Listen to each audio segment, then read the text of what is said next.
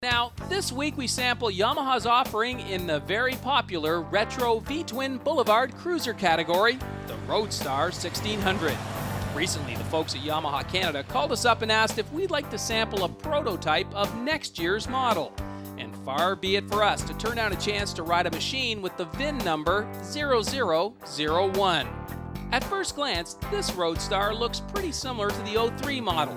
However, closer inspection reveals many cosmetic changes, including up top, a wider handlebar with wider levers, a cushier saddle, and a redesigned speedo.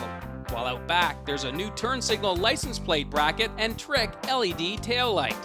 On the mechanical side, the big news revolves around the hot rodding tricks said to produce 18% more pony power, and the revised brakes lifted straight off the Yamaha R1.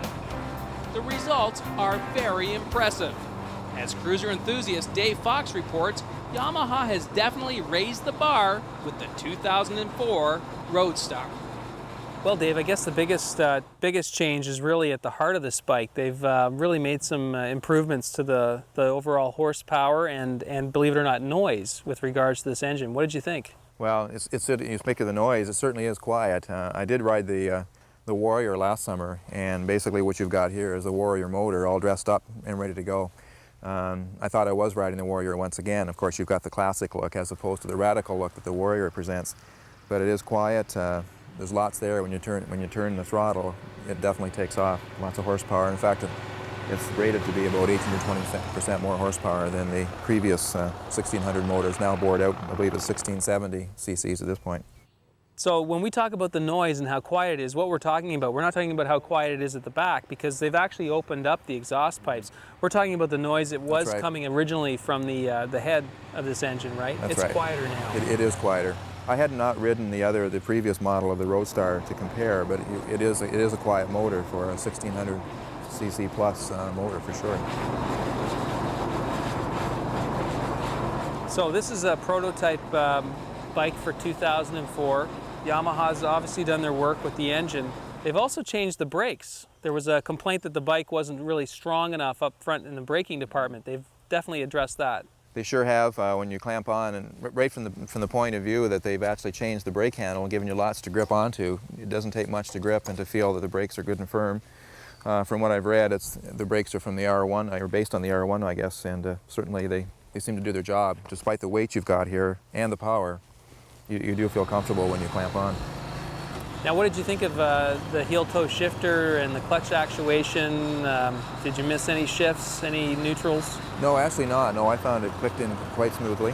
I tend to use the toe more, so now just for the fun of it, I do heel shift once in a while, but with my short foot, I tend to just stick with the toe click. But for anyone who likes that feature with the footboard there, it's certainly easy to use. Riding position is definitely, I'd almost call it the wide glide. You've got the wide bars, wide grip, you've got the wide tank, wide feet position, and then the super wide saddle. What did you think of the riding position? Actually, often I'll notice right away if you have something that's too wide. I'm not very comfortable being 5'6". This one I was. Despite the fact that it looks wide, I was quite comfortable. With the floorboards, you could shift your feet enough that I didn't feel as though they were too far forward.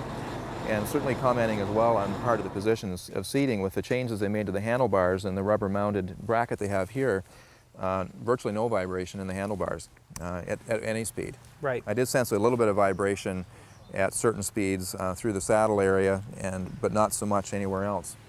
Now, a lot of the other changes really are cosmetic. Yamaha's improved this sort of triple clamp piece. They've totally redesigned the speedo. It's actually got sort of a 3D element to it, the saddle, and the taillight. So what did you think of just in terms of the cosmetic improvements?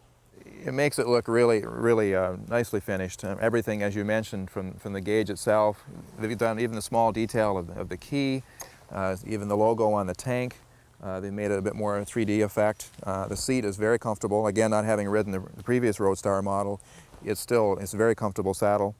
You'll look at things like the nice finish with the signal lights at the back, all one-piece chrome.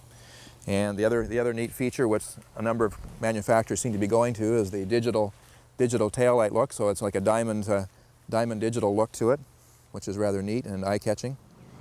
So these bikes are really designed for boulevard cruising, and a big part of the boulevard cruising is the fit and the finish and the chrome and the paint. What do you think? Good quality. I think it's an eye catcher. Certainly, I think people would stop to take a look at it and appreciate the thought that's gone into the fact that just the layout of the tank, the gauges, the chrome and the paint seem to have a really good finish to it. When you look at the white, as it happens to be in this model, you can certainly see the sparkle that's there when the sunshine hits it. For those who've had a chance to ride the Warrior and like the power that's there, for someone who likes a little bit of certainly a power and you like the cruiser look and the cruiser feel, this would be the bike you'd want. And I guess also if you're looking for something that's a little more traditional in terms of engineering, I mean, this is not fuel injected. It's got a traditional carburetor, push rod engine, so it's still has that real elemental feel, right? It does. If someone who wants a true classic, again, as you mentioned earlier about the old technology, well done. Again, this bike is truly a classic that way.